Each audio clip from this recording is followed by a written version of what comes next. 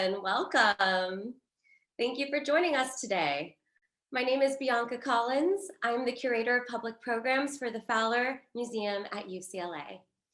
I'm very pleased to present today's program in celebration of Black History Month as part of our Fowler Talks series. The Fowler is honored to be a convening place for conversations and lectures that explore the many ways art creates meaning and defines purpose for people across the globe. The song you just heard is from 1891 by Edmond Dede, a freeborn New Orleans Creole musician and composer who moved to Europe to study in Paris in 1855 and later settled in France. For more than 40 years, he worked as an assistant conductor at the Grand Théâtre and subsequently as conductor of the orchestras at the Théâtre l'Alcazar and the Folies Baudelaises in Bordeaux. Today, we are honored to welcome painter Andrew LaMar Hopkins and photographer Fabiola Jean-Louis, two artists renowned for works that reclaim and reimagine Black histories that have been forgotten or silenced.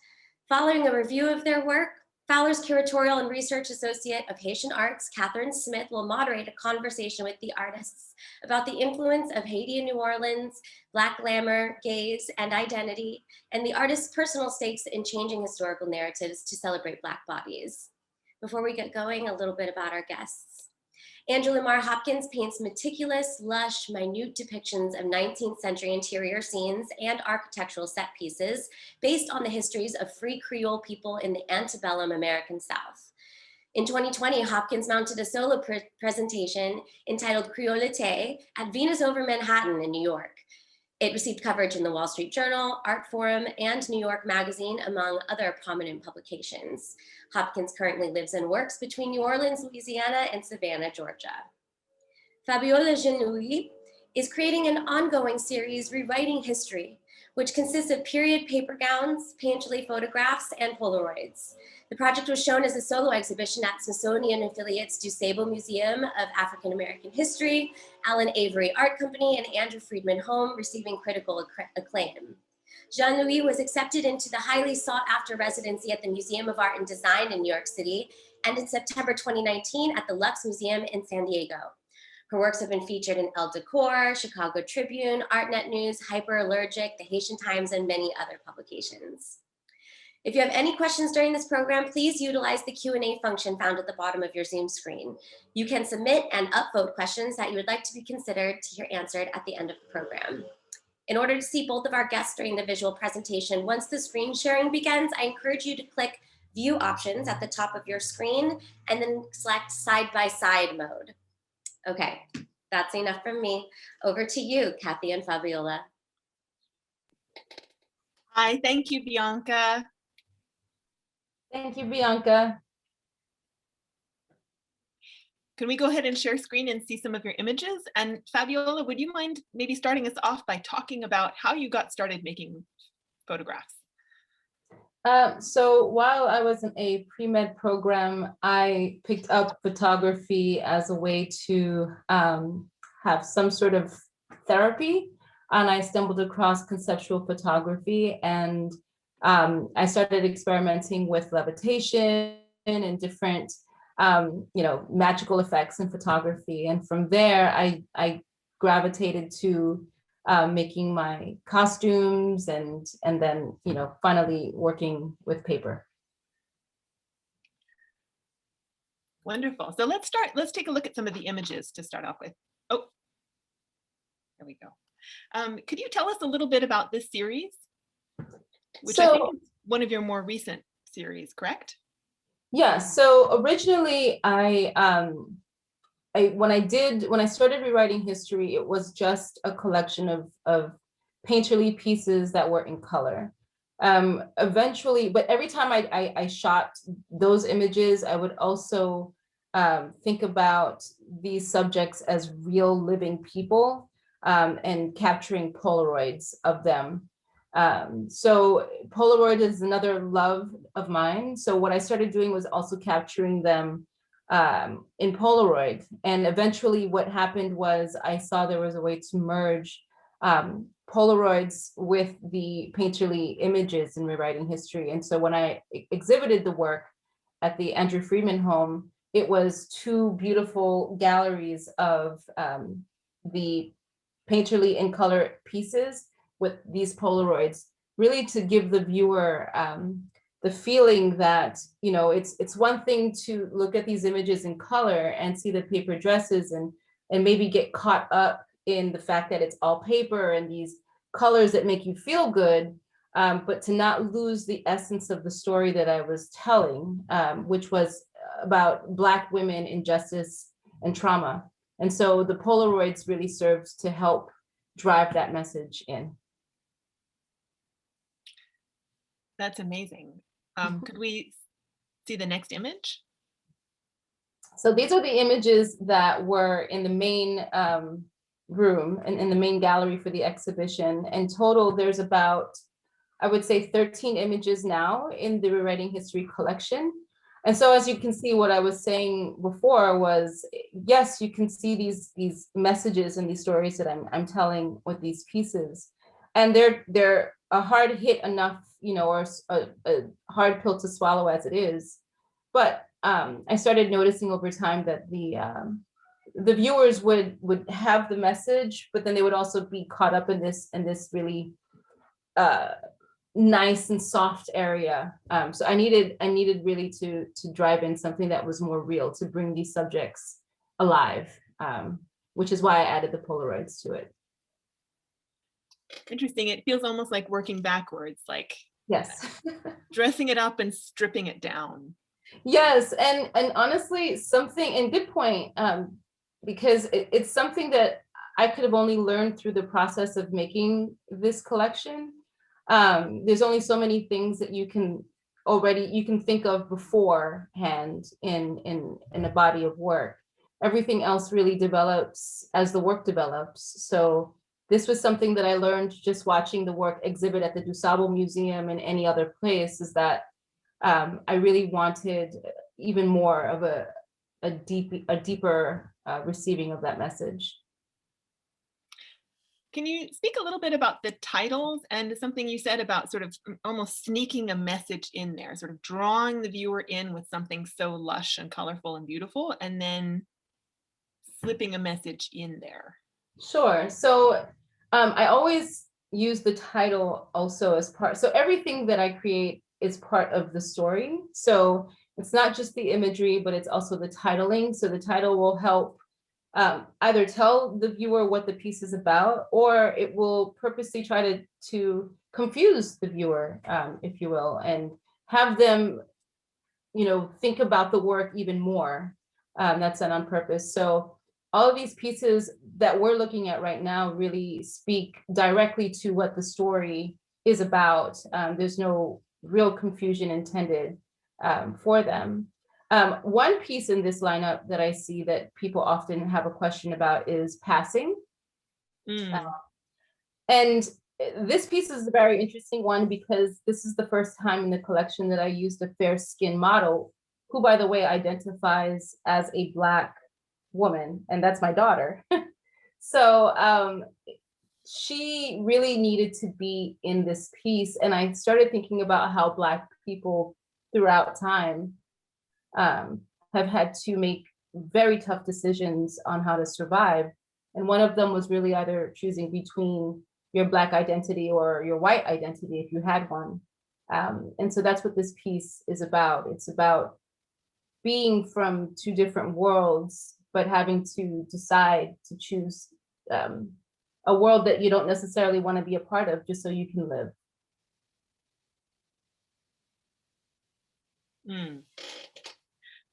Should we look at the next slide? So these images are a part of the Andrew Friedman Home exhibition, as I was saying.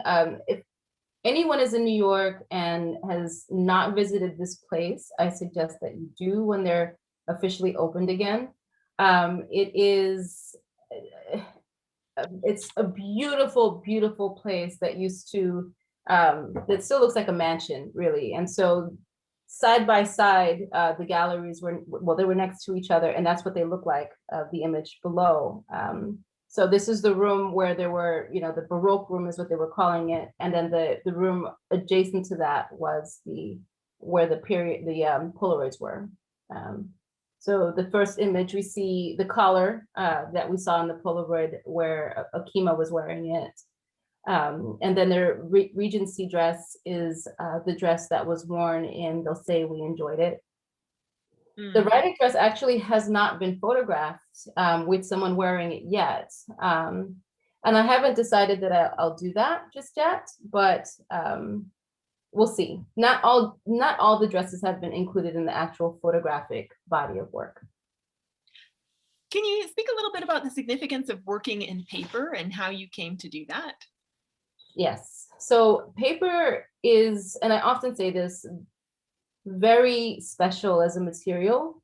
It's a material that we often don't think about, but then obsess about at the same time. So it's almost like an oxymoron to me, because it shifts so much in our society and in the world, going from, you know, one use paper plate to currency, you know, to buy human bodies, or to create poverty and riches for others. So there's no other material in our world that does that. So it was very important for me to figure out how to work with it to tell the story that I was telling, specifically as currency to buy human bodies. Also thinking about the Constitution and the fact that words are written on that. So because it just became very important to look at this material to further push the story that I was telling about importance of something that we as humans give, that otherwise can be very meaningless sometimes. I think that's fascinating. And it's such a trick of the eye, right? These don't look like paper. It's beautiful. Could we see the next slide? I'm getting a signal that we're running low on time. Oh, wow. So this is an altar. This is part of a separate project that I'm working on, pushing the envelope with the material of paper. So I'm currently working with paper clay so that I can build larger pieces and sculptural work. And this is the first prototype of the altar, which is actually sitting behind me on the wall. Moving forward, I plan to make larger shrines and altars using paper and 24 karat gold.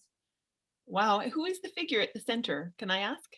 So a very good question. That is actually a photograph, one of the Polaroids from the previous slides that we were looking at. That is a photograph of Akima. That is the Polaroid of Akima. So this work will also use my photography as the portraiture when talking about the subject, looking at them as, you know, ancestors and potentially higher beings. And can I ask, who is Akima? Akima is a beautiful woman that I met, who was very interested in working with me and collaborating, and she just has a wonderful spirit that shines through, has a wonderful spirit that shines through. So it was really important for me to capture her on camera. So she currently is an associate and, you know, just a wonderful subject, a muse. Wonderful. Next image. Oh, this is the next work. This is the main new series that I'm working on, titled Atonement. This piece is titled Paradise Lost. So this is again going to be focusing on another material, I think, or another thing that has shaped society, like religion. And for me, it's very important to look at how Catholicism and Haitian voodoo overlap together in my country of Haiti. So this work is going to be very rich in all of that. Again, working with paper to look at things like the Bible and 24 karat gold. There's so much more to the project, but to be fair with time, I'll have more information about Atonement on my website and on social media. Thank you. I cannot wait to see where this project goes. Thank you. Andrew?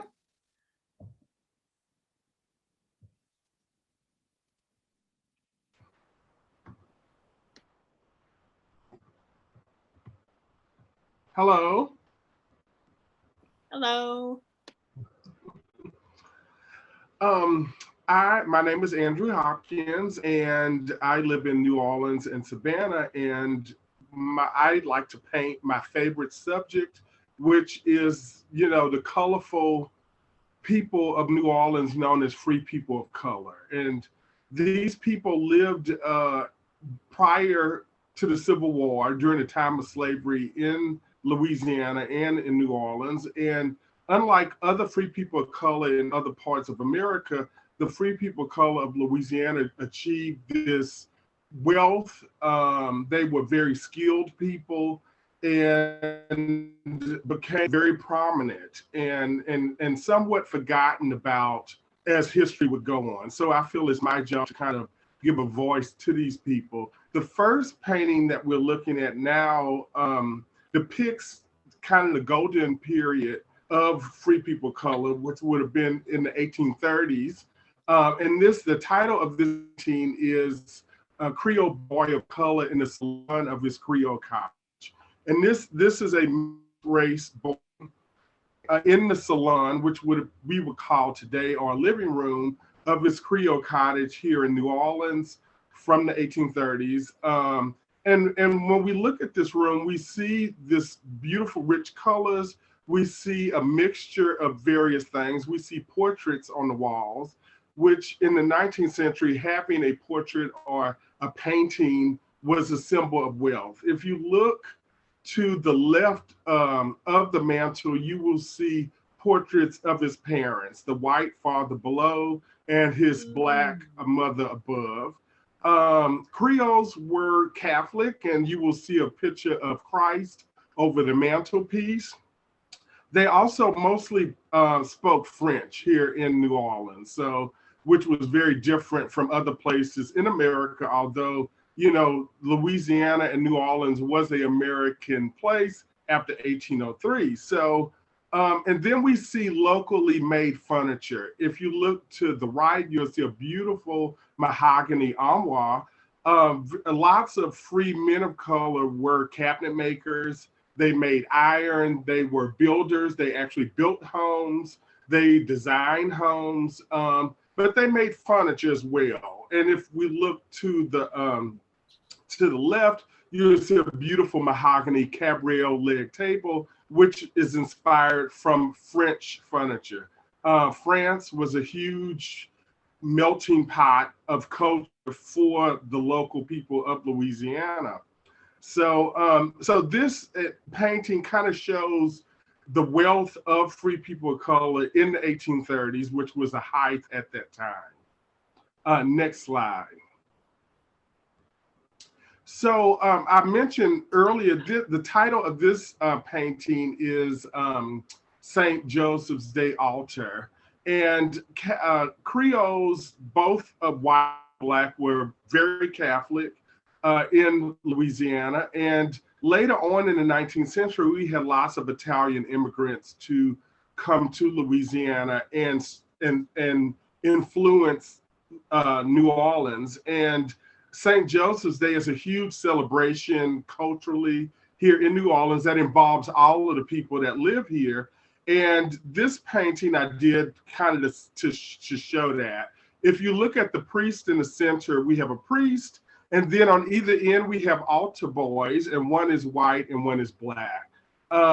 Louisiana and New Orleans have always been a place, a scene of the races, of people being very close together and enjoying, this culture that we have here, whether it be Mardi Gras, a religious holiday. The majority of free people of color that lived in New Orleans were Catholic. And at the end of the 18th, beginning of the 19th century, and that also included slaves. During the colonial period, the only religion allowed in Louisiana was Catholicism, and by law, slaves had to be baptized. So this kind of carries on this day that we have a large population of Black Catholics here in Louisiana to this day because of that. Next slide.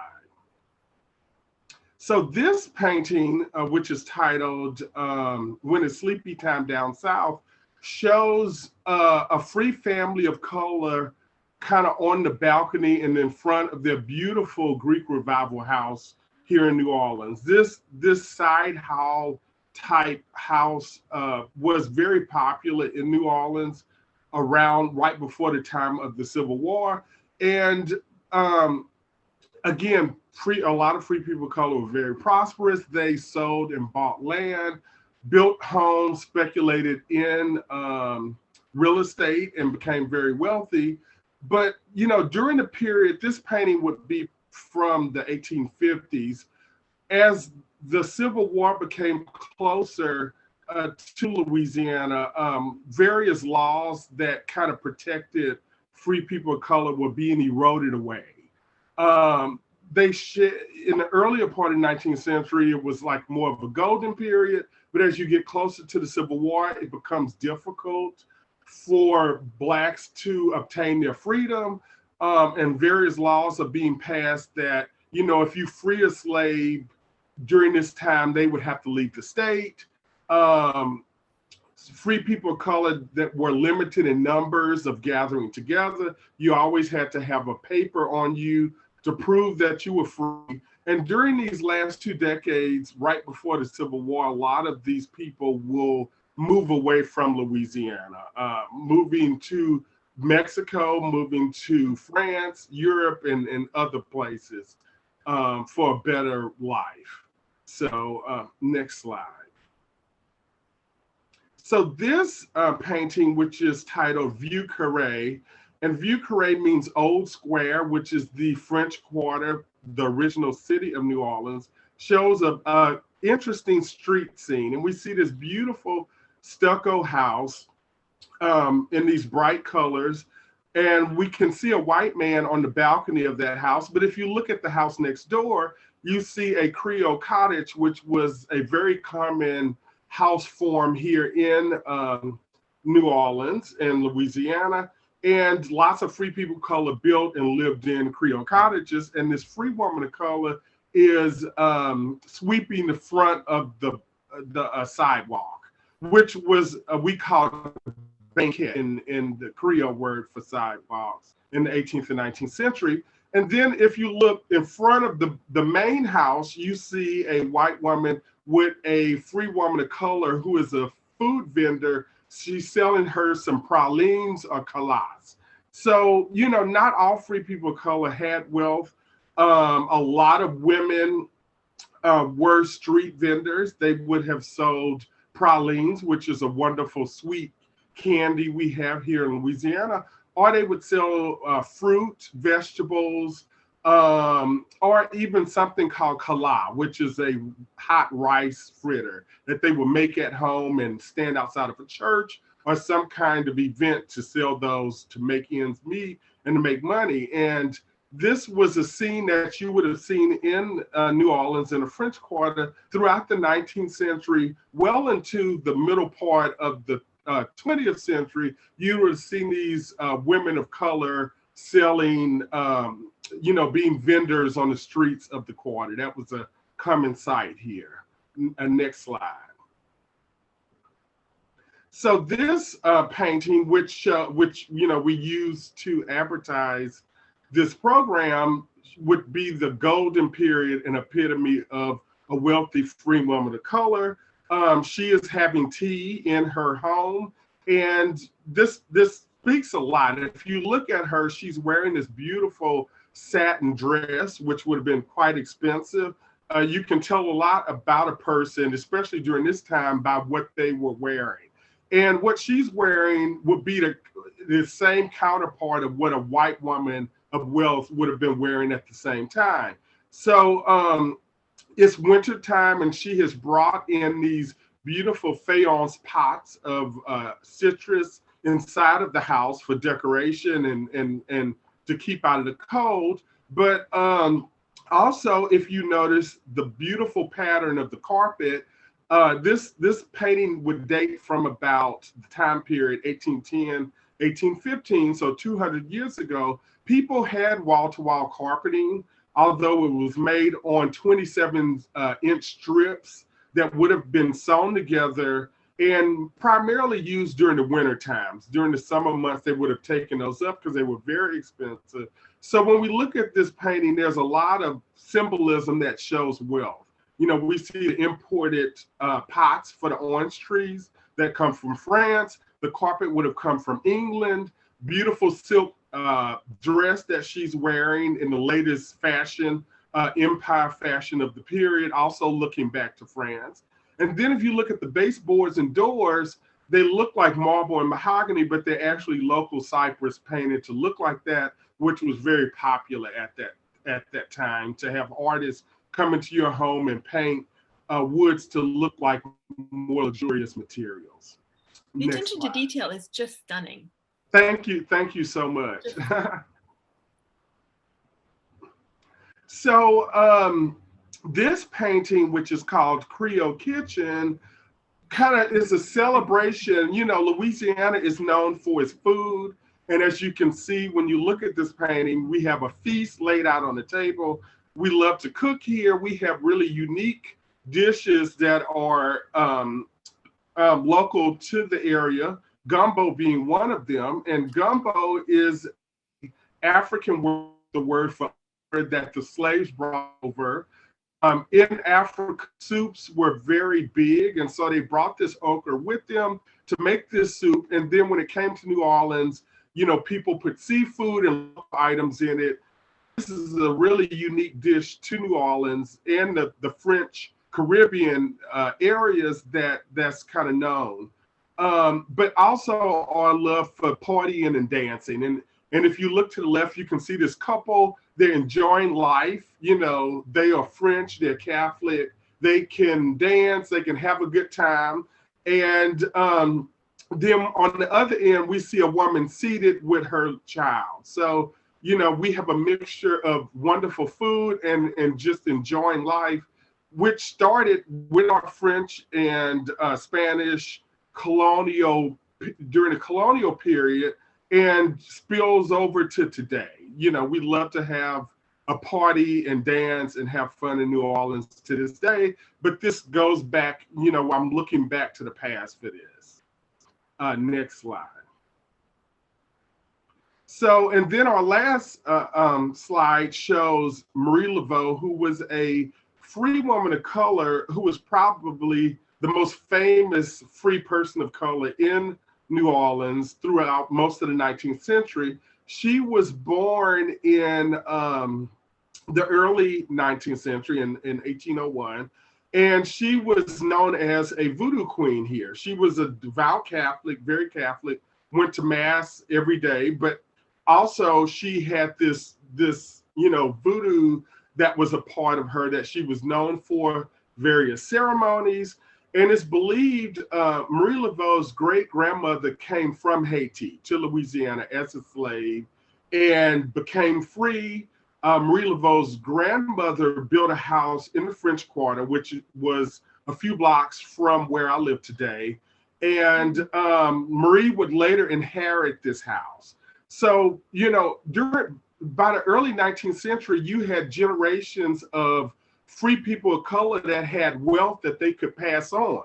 You know, I think it's amazing that Marie Laveau's grandmother built this house in the 1790s that she would live in from the 1830s. She would inherit this house until the time she would pass on, which would be the early 1880s. So you have this hand-down inherited wealth, mostly through real estate. A third of the French Quarter was owned by free women of color, and they were building places and selling them and trading properties, and that was one way that they created wealth here in New Orleans. But Marie Laveau was a highly respected woman by the Black community, the slave community, free people of color, as well as the whites that lived in our city. And she's one of my muses, and I paint her a lot. And so I love to paint her. Wonderful. Thank you so much. I've heard you both speak of muses. I wanted to open up the conversation between the two of you. between Fabiola and Andrew by asking a question about dress. I'm interested in how dress sort of signals status, but also sort of bracketing a historical period for both of you. Could you say a bit more about race as race and dress as a way of embodying the stagecraft of history? I'll let you go ahead first, Andrew. Okay. Yes.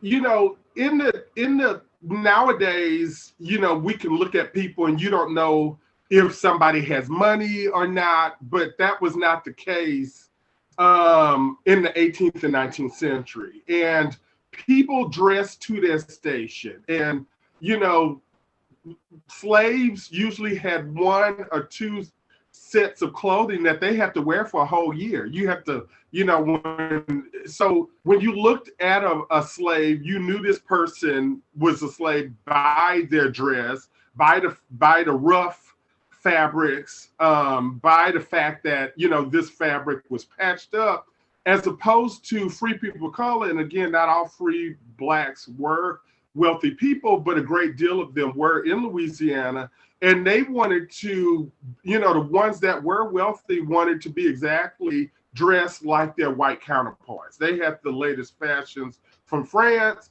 You couldn't really fake it at that time. You know, silks and satins and various fabrics were primarily handmade at that time and very costly. So, you know, if you didn't have a lot of money, you didn't walk around with a silk satin dress on. So, through also going along with dress in French Louisiana and along the Gulf Coast, white people, or especially white men, understood that Black women were beautiful, and which was a problem. And, you know, so some of these women had money. People knew that these women were beautiful. So there were problems throughout the 18th and 19th century with kind of playing down their beauty with hairdresses. In Louisiana, if you look at Marie Laveau, she's wearing a tignon. And in Louisiana, that was an edict from one of our Spanish governors that free women of color had to cover their hair. They had to wear this cloth covering their hair, but they actually turned this, which was meant to diffuse their beauty, into a fashion statement.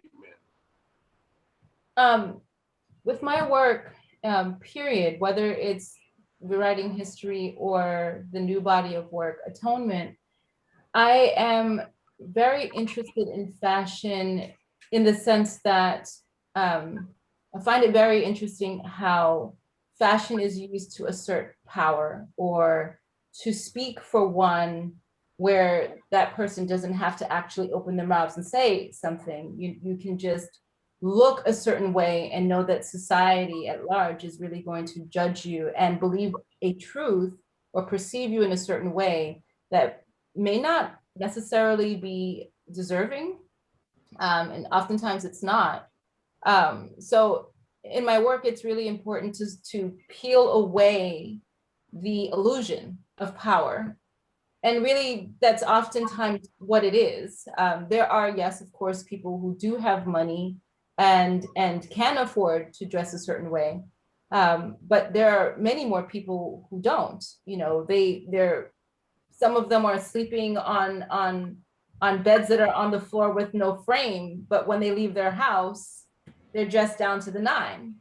And why does this matter? It matters to me because specifically, I've seen this in Black communities, right? We have learned as a people by watching white society how to, if you will, fake the funk, you know, how we may not be able to pay our bills sometimes. And I'm not generalizing. I'm not saying that this is true for all Black communities. I'm saying this was true for even me growing up in Brooklyn and New York as a kid, right? You may not be able to afford all of your bills, but getting an expensive pair of kicks, $500, is important.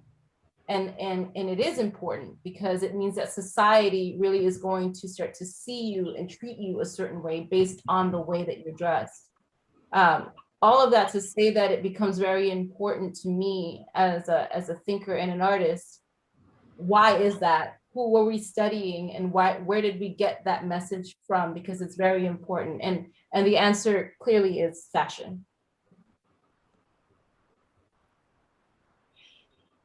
That's fascinating. I hear you both switching back and forth between the past and the present tense in your language, that this is clearly an issue that sort of lives today, the way that you use fashion and your body to assert power and agency in an intensely hierarchical and racialized world. I wonder if you could both speak to something of Black radical imagining and how reimagining or uncovering history's lost can create new possibilities for Black lives today or in the future. Well, I'm happy to go first, Andrew, if you'd like. That's fine, yes. Okay, so I'm a firm believer that we cannot become that which we do not see. So if there's no visual examples of the possibilities of what could happen and what could be, then you really start to see that the possibilities are not endless. Meaning, if I never see what it looks like to be a celebrated Black woman in all different shapes, sizes, and ways, then I don't aspire to be that. So it really becomes almost my responsibility as a visual artist to show that. I have to, because if I'm interested in shaping society, as which I am, and shaping the future, which I am, then it really is vital that I represent and reclaim and take space, claim space, and reshape old narratives that no longer suit us as Black people, or communities at large, and find ways to create images that really will help inspire not only the now but the future generations. Well, I think a perfect example of this is the beautiful music we heard at the beginning of this program by New Orleans Creole of color, Edmond Dede. He was a child prodigy. He was a composer, a conductor. He wrote this beautiful music. And he, for a Black man, and when you look at pictures of him, he was one of the free people color that he probably was not mixed. This was a dark Black man to achieve the success that he did of moving to Paris, of writing this beautiful music, and then forgotten about. So there were very, very important Black people in the past that, you don't hear their names with other people of their white counterparts. And this is why I feel, it's my job to give these people a voice. You were a wonderful person. You were very talented. Most people have never heard of your name, but I'm going to, give you a voice again and bring you back. Because I think in this day and time, with everything that's going on, we need to know that there were powerful, talented, gifted Black people from the past that very few people know about today. Thank you, and feel free to respond to each other.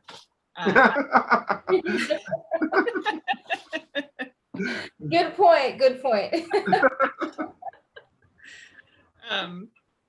Beauty is one of the first words that comes to mind. And I'm looking at the chat here, and there are all of these questions and comments about how beautiful both of your works are in different ways and in similar ways.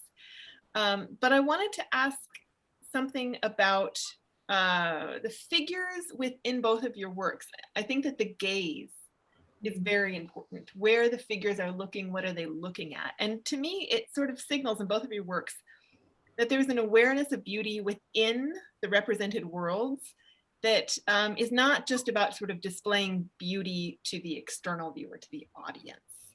Can you talk about the role and importance of beauty in your work? I think Well, there are two parts that are together in that question. And I think the one that I want to speak more on is the Black gaze. Because I think it's a very important part of the conversation. With me, the Black gaze is really important because it's where the subject, appears to achieve some sense of self-awareness through the gaze of another. Right? It's almost as if the subject has come alive and is looking back at that person and having some sort of a dialogue, but that's done on purpose. And it's almost use it as a mirror when I'm thinking about the white gaze. The white gaze is one where Black people often know that that's how they're functioning within that space, what they're being watched through the white gaze. And so I'm using my subjects really as a mirror to reflect onto my white viewers so that they can suddenly become aware of their whiteness. And that's a very important thing to do. And it's not necessarily to purposely, or not purposely, it is on purpose. It's not necessarily to, in a bad way, to make somebody feel uncomfortable, but as a white viewer, it's to help them realize their whiteness and to realize how they are actually viewing this work through the lens of a white person. And then to break through that and have a conversation with this very Black subject, right? And so the Black gaze then becomes very, very important for me. Beauty is just a vehicle to carry an ugly truth. And that ugly truth is trauma, injustice, white power, and all of those things that I'm trying to talk about in the work. So it really is just a vehicle to carry all these things that I want to talk about, to make it something that my viewers can kind of break down in a way that helps them understand it and not necessarily feel defensive and not part of the conversation.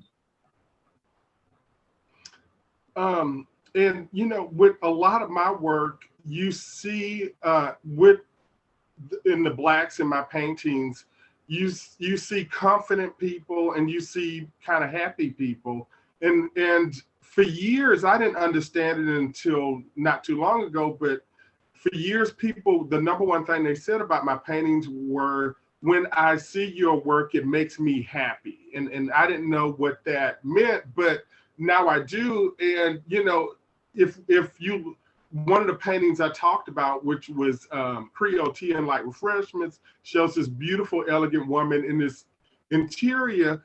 And she's very confident at a time of struggle, at a time of slavery. And, you can imagine today is very difficult as a Black person in America to buy a house and to just achieve basic things. If you can imagine during the time of slavery, when these people were free, as a Black woman at the time where slaves were still going on, that this woman was able to buy a house and raise a family. The struggle was even, I believe, harder, but these people were extremely determined and strong-willed and confident. You could not be a weak person and achieve all of the things that they did at that time. So they were beautiful. They were very confident people, and they achieved, a group of these people would be considered millionaires in today's terms. They owned hundreds of thousands of dollars in real estate and land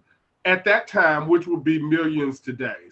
So there's a confidence in that you have to go through a lot of struggle to get to that level. Can I ask you both one question before we turn it over to question and answer in the audience? You both, in very different ways, come from Francophone backgrounds and cultures. And I was wondering how that influences your work, if it does at all, and how that maybe differs from the standard sort of US context of understanding Blackness? Mhm. So it definitely impacts my work because already, the first language is not Creole in Haiti, it's French. There's only so many years ago that Creole was decided to be an official language.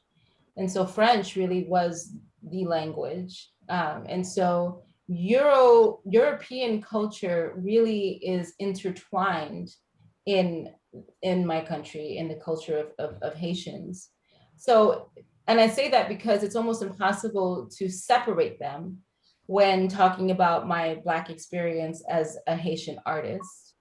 And so, yes, I am purposely looking at European history from a critical standpoint and how it's impacted Black lives throughout history. But I'm also looking at it from somebody who directly is a part of that lineage.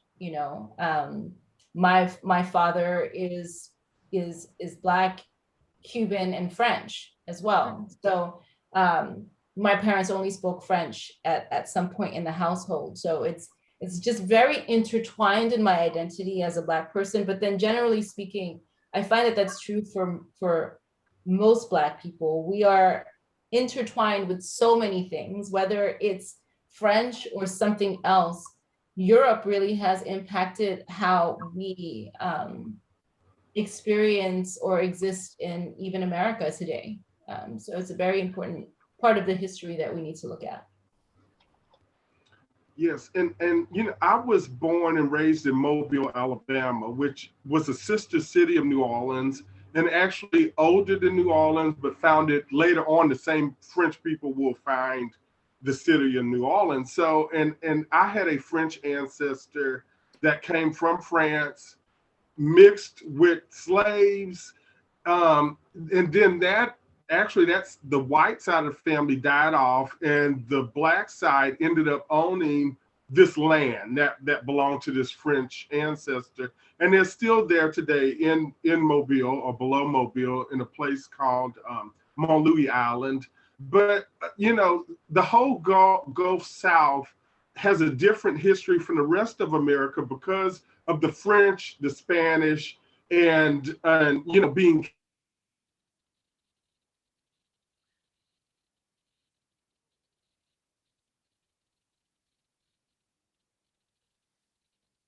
Andrew, I think you're frozen a little bit on my computer, at least.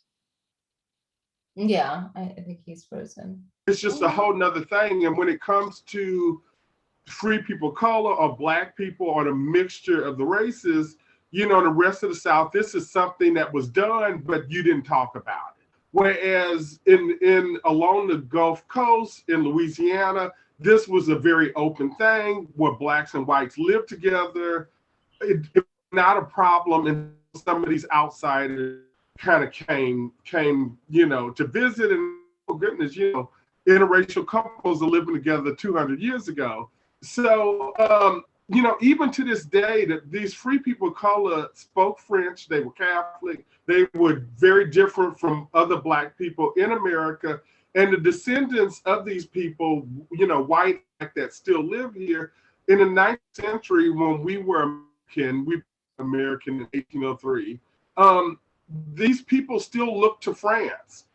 Free Black people did not consider themselves Americans, although they still looked to the mother country of France, the white Creoles as well. They spoke French. They didn't understand the American way of life, which was about talking about money and, building up stuff. Whereas the Creoles did that, but they didn't talk about money. They more enjoyed the moment. And we still have this wonderful joy of life that's still in New Orleans and Louisiana, which makes it so different because of the French and Spanish, and the English were not here like the rest of America that influenced this. Can I just add something really quick since we're on the topic?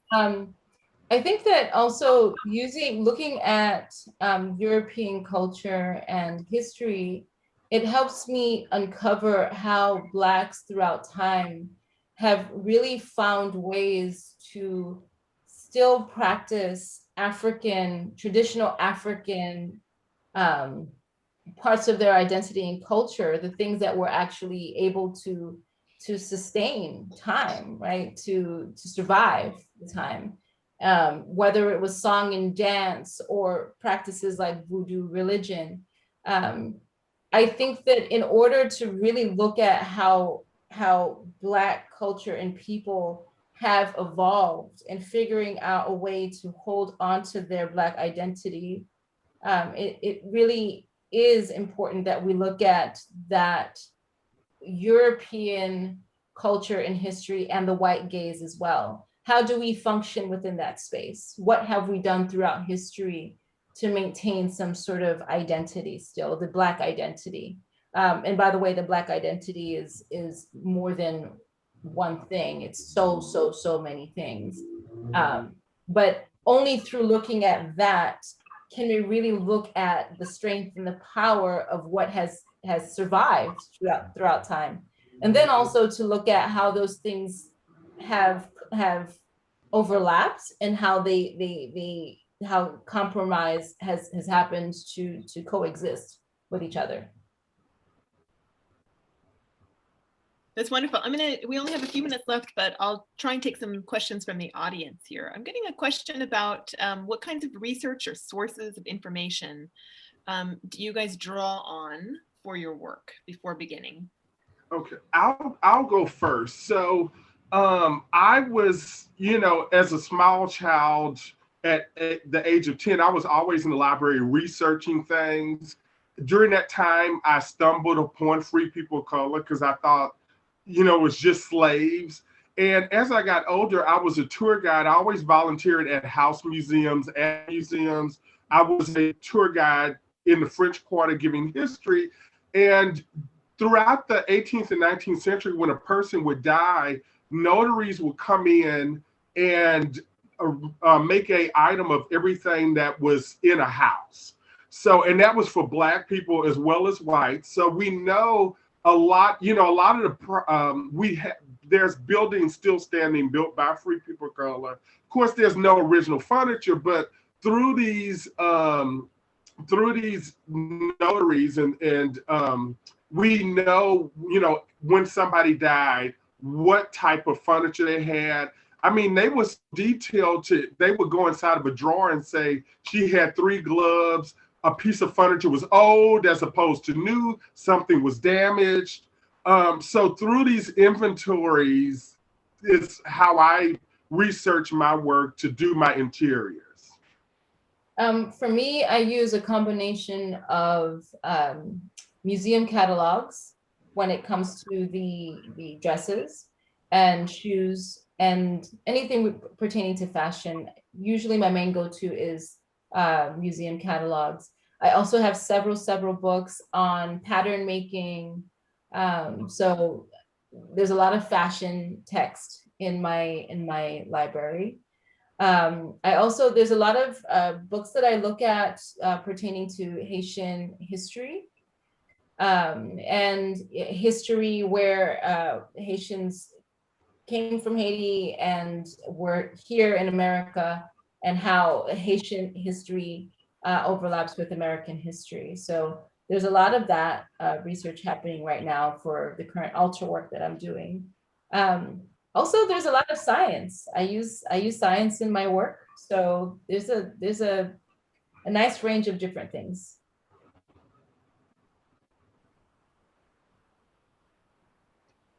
Well, we are almost out of time, and there's a lot going on in the Q&A. A lot of it is really kind compliments to both of you, thanking you for sharing so much about your beautiful work. And I'll send the Q&A report to you guys afterwards so you guys can review everything that we didn't get to. But it is time to wrap up. So I just wanted to say thank you to Kathy for moderating this incredibly interesting program today. And a really special thank you to Andrew and Fabiola, to both of you for offering your time and this dive into what inspires you to create this beautiful work. We're just so honored to be sharing this time and space with you, even digitally. Thank you. Thanks, everyone. You as well. Yeah, I tried my best to answer some of the questions while we were talking. So there were really awesome questions. And I welcome anyone who didn't get an answer from me to maybe email me through my website or on social media, and might be able to get an answer that way.